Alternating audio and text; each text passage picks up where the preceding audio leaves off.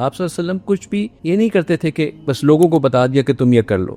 جو چیز قرآن میں اللہ سبحانہ تعالیٰ نازل فرما رہے تھے بطور احکامات، وہ نبی صلی اللہ علیہ وسلم خود کر کے دکھا رہے تھے. شیخ بلال، ہمیں ایگزیکٹلی اسی ریزیلینس کی ایک ایگزامپل طائف میں نظر آتی ہے.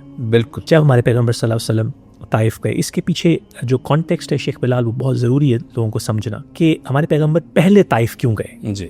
پہلے وہ یثرب یا اور ٹرائبس کی طرف کیوں نہیں گئے؟ اگر ہم ہسٹوریکلی اسٹڈی کریں تو طائف کا جو سیٹ اپ تھا وہ بہت کنسسٹنٹ تھا مکہ کے سیٹ اپ کے ساتھ. لینگویج بھی سیم تھی، کلچر بھی سیم تھا. تو ہمارے پیغمبر صلی اللہ علیہ وسلم کا جو آئیڈیا کہ اگر یہاں پر لوگ اس طرح دین کو قبول نہیں کر رہے یا اسلام کی بات قبول نہیں کر رہے تو میں جا کے طائف میں یہ ایفرٹ کرتا ہوں. اور آف کورس ہمیں وہ سب انسیڈنٹ پتہ ہے کہ ہمارے پیغمبر گئے وہاں پر، انہوں نے دین کی بات کی، وہاں سے طائف کے لوگوں کا کیا ریئیکشن تھا. اور سبحان اللہ، جیسے آپ نے احسان کی بات کی، تو ہمیں یہ بھی پتہ ہے کہ جب ہمارے پیغمبر پہ تشدد ہوا اور ان کو بہت برا بھلا کہا گیا، انفیکٹ فزیکلی بھی لوگوں نے ان کو ٹارچر کیا، تو جب ہمارے پیغمبر ایک جگہ بیٹھے، اور جو ہمارے لوگ یہ ایپیسوڈز اور پوڈ کاسٹ سن رہے ہیں وہ جب مدینہ منورہ اور مکہ مکرمہ اور طائف کی زیارت کریں گے تو ابھی وہ جا کے وہ جگہ دیکھ بھی سکتے ہیں جہاں پہ ہمارے پیغمبر صلی اللہ علیہ وسلم وہ باغ کے اندر بیٹھے تو فرشتے ان کے پاس آئے اور ہمارے پیغمبر کو انہوں نے کہا کہ اگر آپ ہمیں حکم دیں تو ہم یہ پہاڑیاں جو ہیں لوگوں کے اوپر گرا دیں. تو ہمارے پیغمبر صلی اللہ علیہ وسلم نے ان کو منع کیا، نہ صرف منع کیا پر انہوں نے کہا کہ کل کو انہی لوگوں میں سے ہی کوئی ایسے لوگ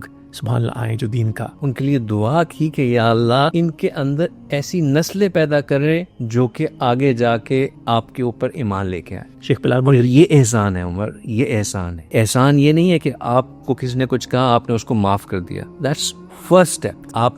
آپ کو کسی نے کچھ کہا، آپ نے اس کے اوپر ریئیکشن نہیں شو کیا. First step. سیکنڈ اسٹیپ، آپ نے اس کو معاف کر دیا. تھرڈ اسٹیپ کہ نہ صرف آپ نے اس کو کچھ نہیں کہا، معاف کر دیا، آپ نے اس کے لیے کچھ بہتر بھی کر دیا. اور یہ رسول صلی اللہ علیہ وسلم خون خون تھے. یہ وہ شخصیت ہے جن کے لیے پوری کائنات بنائی گئی، جن کے ایک حکم کے اوپر 2 پہاڑ اس پوری وادی کو ختم کر دیتے، سمیش کر دیتے. انہوں نے اپنے صحابہ کو سکھانے کے لیے کہ برداشت کرنا ہے، صبر کرنا ہے اور احسان کرنا ہے. لوگوں کے ساتھ جو تمہارے ساتھ برا کریں ان کے ساتھ اچھا کرو. In return do something good for them. اور جب تم کسی کے ساتھ اچھا کرو گے تو تمہارے برے سے برا دشمن بھی تمہارا اچھا سے اچھا دوست بن جائے گا. ٹھیک. فی الحال اسی کا پریکٹیکل اپلیکیشن ہمیں یہ ملتی ہے کہ آج بھی 1447 سال کے بعد بھی اگر آپ سعودی عرب میں جائیں تو اگر آپ کو بہت سارے لوگ ملیں different parts of Saudi Arabia سے، تو اگر لوگ سب سے ہاتھ ملاتے ہیں تو اگر کسی کو پتہ چلے کہ کوئی طائف سے ہے تو وہ اس کو جان بوجھ کے حق کرنے کی کوشش کرتے ہیں اور وہ کہتے ہیں کہ تم ان نسلوں میں سے ہو جن کے لیے ہمارے پیغمبر صلی اللہ علیہ وسلم نے دعا کی تھی.